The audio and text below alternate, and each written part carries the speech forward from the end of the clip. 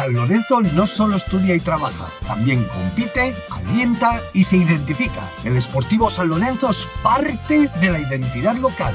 Un club histórico que representa a la ciudad en el fútbol paraguayo.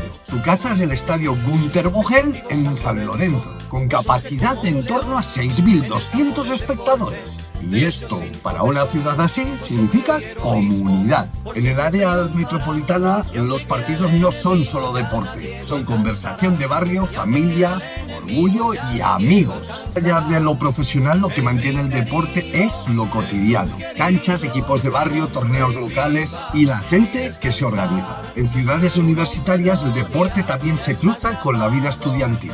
Actividad, salud y socialización. Ahora quiero que me lo digas tú.